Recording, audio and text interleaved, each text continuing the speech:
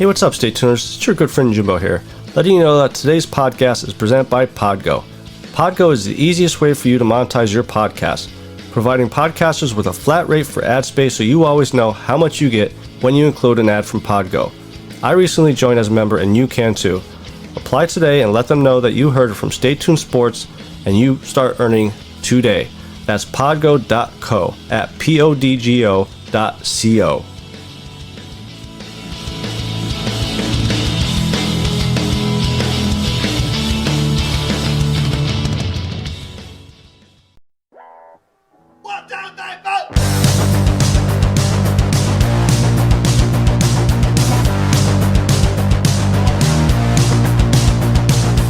You heard the rest.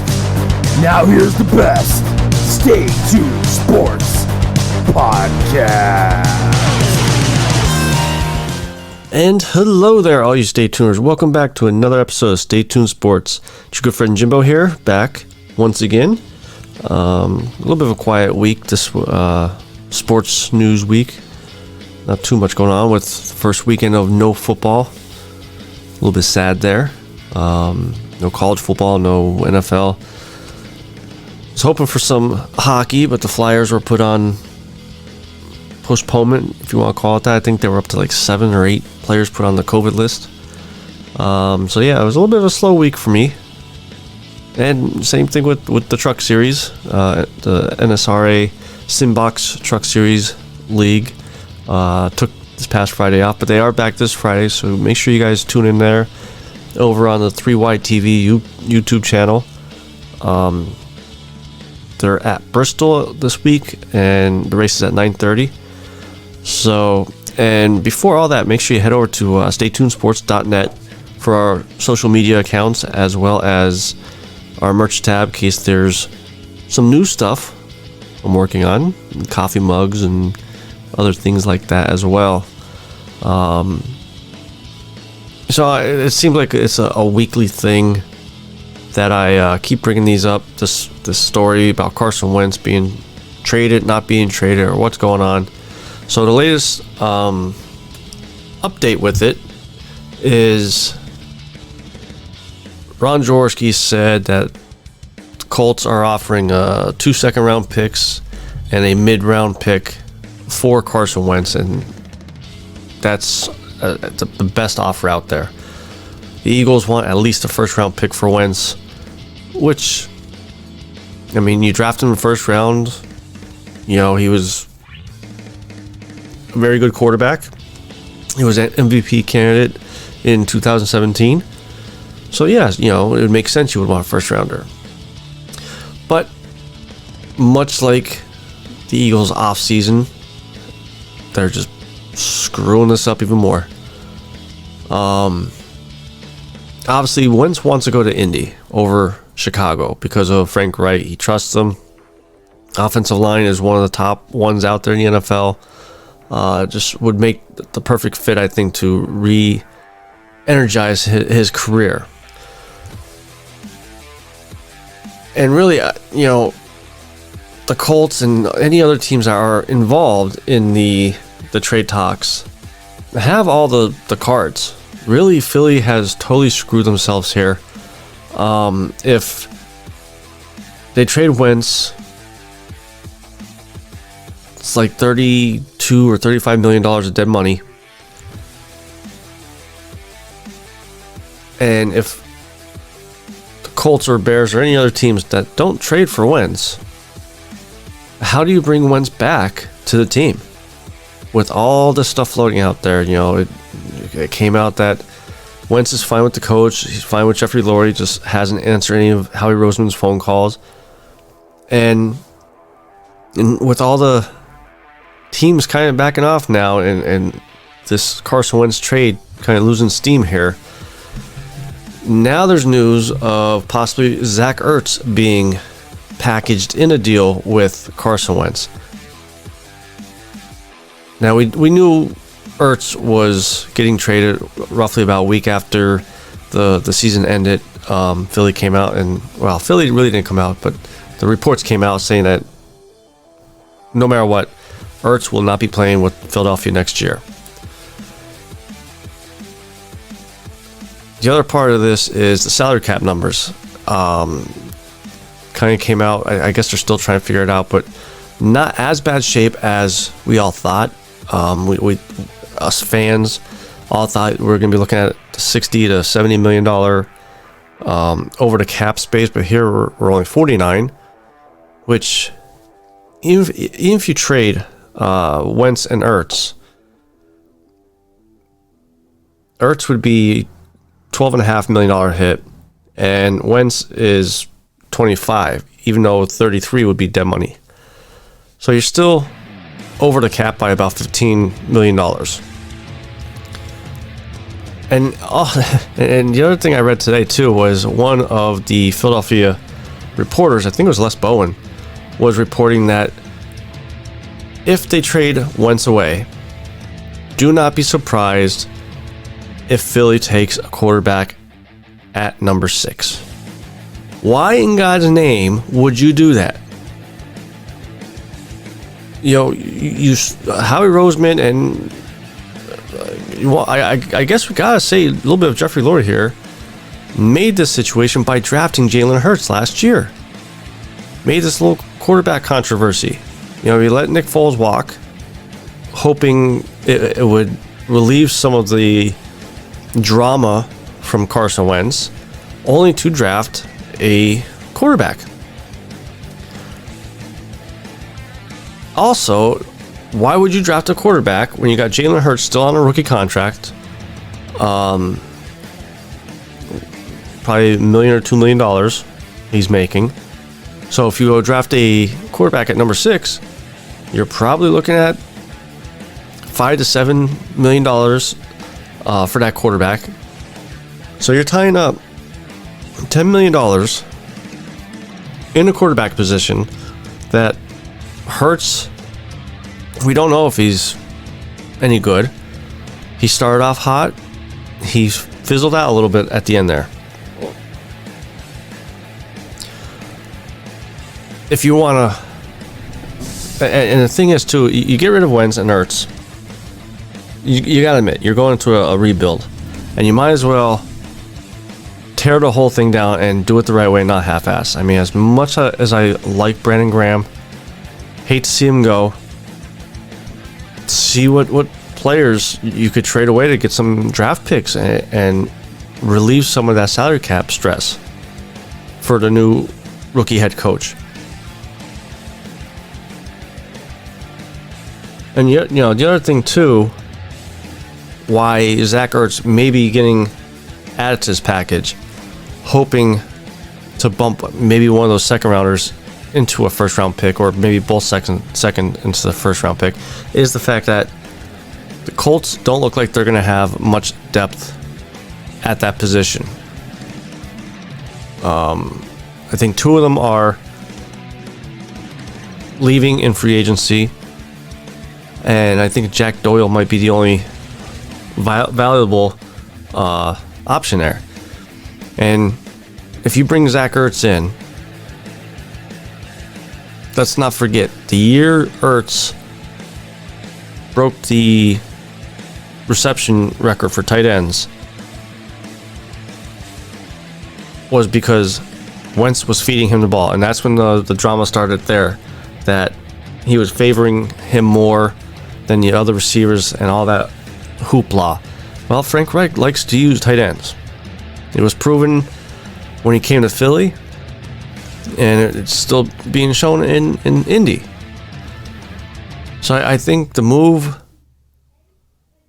for Ertz and Wentz to Indy would be really good for both of their careers. The problem is, I don't think Philly will get a first round pick, and by the time they pull the trigger on here, Indy may just pull out and say, you know what, 3rd round pick or nothing. And then, like I said earlier, what does Philly do then? Can't cut Wentz. That's just stupid. How do you bring him back into the room? I think Lurie, once again, has to look at himself in the mirror and say, who's running this organization, me or Howie Roseman? And he just blundered a possible trade away and he's going to have to fire him. And on top of that, you're going to have to trade Ertz, because there's no way you're going to be able to keep both of these quarterbacks in the same room. The tension is just going to be too tight there for both quarterbacks to be able to function and not worry about looking over their shoulder or anything like that. Now, I still say keep Wentz, and I'm not saying that because of the contract, but figure out different ways to get underneath the salary cap there. You know, Jason Peters, let him walk. Deshaun Jackson, love him, but time to move on from him. Alshon Jeffrey, we know, is going to be going. Malik Jackson may be getting cut. So there are some ways to get underneath the salary cap and be able to keep Wentz. And he's only, 27, 28 years old? So you keep him around, draft young. I've been saying this whole offseason, Devontae Smith from Alabama should be there, hopefully there. And if he's not there, Chase from LSU would be there. Get him some weapons. You know, Peters walking away. We have Jordan at left tackle, who played really well when he was in there. Don't know why he got benched anyways. Kelsey may be back. We're still trying to figure out if he's going to retire or not. Lane Johnson, our right tackle, still a very good run blocker, pass blocker. You know, all we need is a couple receivers and, you know, maybe a couple of defensive pieces. But you trade away Zach Ertz, Jalen Hurts, and you can get some of those draft picks to make some moves this year. And maybe maybe not this year, but maybe next year you'd be able to push for a Super Bowl championship. Now, this past weekend, I should say, it was UFC 258. I actually tuned in for it. I wasn't going to watch it because I saw what the card looked like, and I was like, meh. A lot of good. It turned out to be, you know, some pretty decent fights. Kind of surprised with the Usman fight. In a way, I guess. You know, I thought maybe Gilbert Burns, how it started in the first round, I thought it was going to end like that for Usman. But second round seemed like Usman just finally got his footing and everything and just started picking Burns apart, eventually knocking him out in the second round. And I felt bad for Gilbert Burns, because as soon as the ref called it off and Burns sat up, all you heard was sobbing and crying. And you saw Usman, who was a former teammate of his, want to go over and, you know, console him and stuff like that.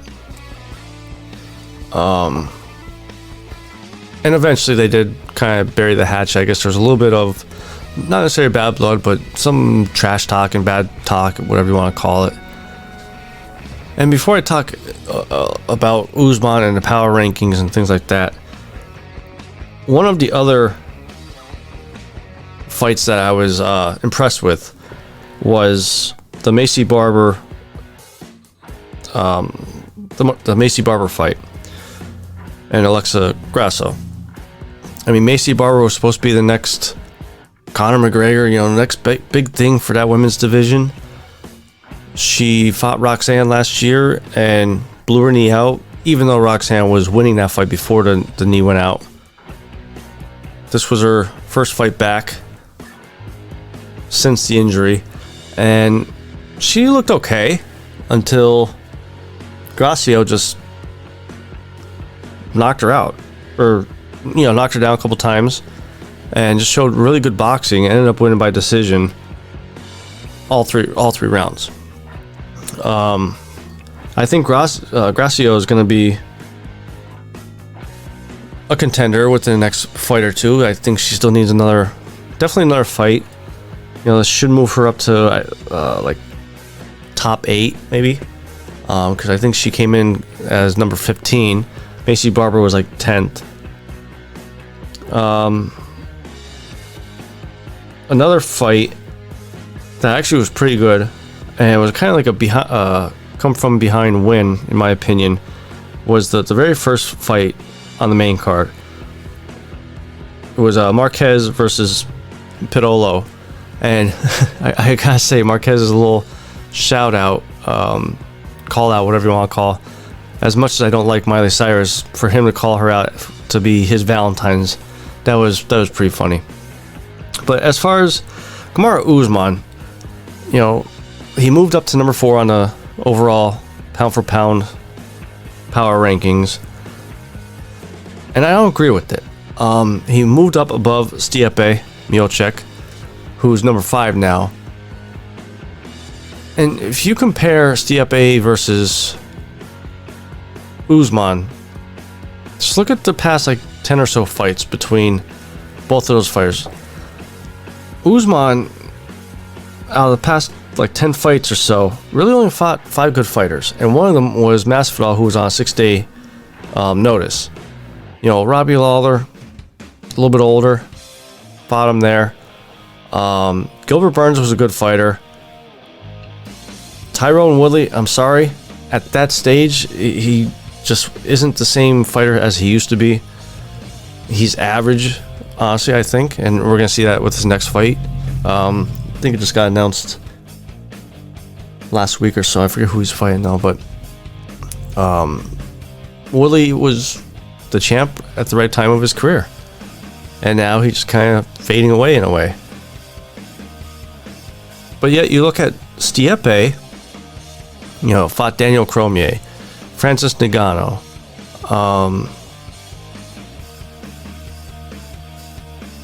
oh Jesus, I think did he fight Curtis Blades?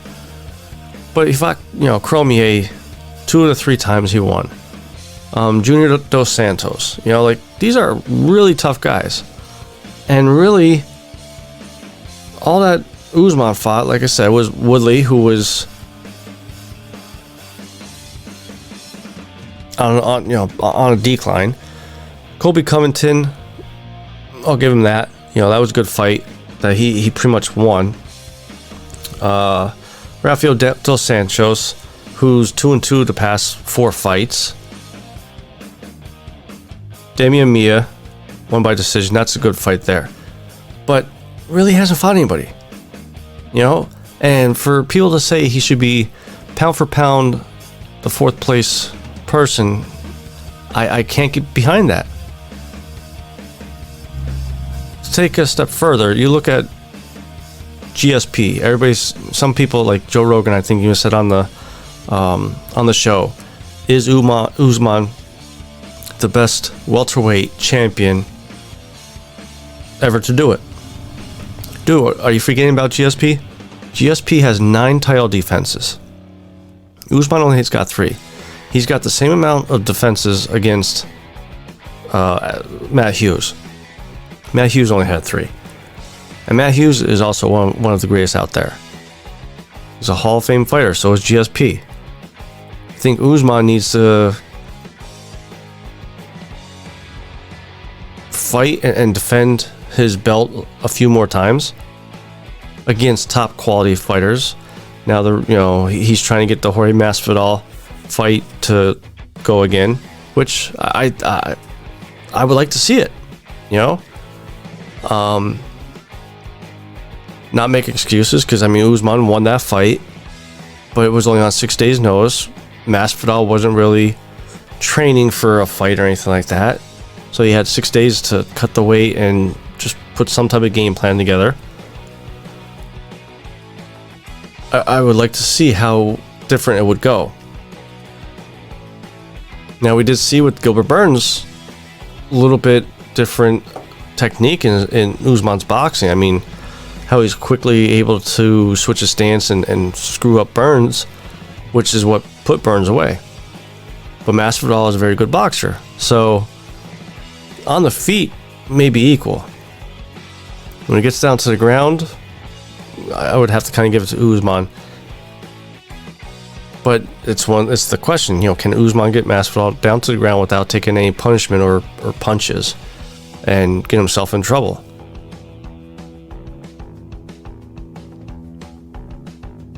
So I just I don't know. Now, the next couple fights for the top 4 of the pound for pound ranking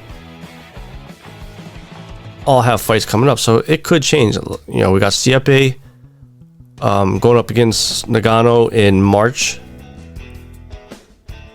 We still don't know what's going on with Khabib, even though he still says he's retired. Dana White's holding it out.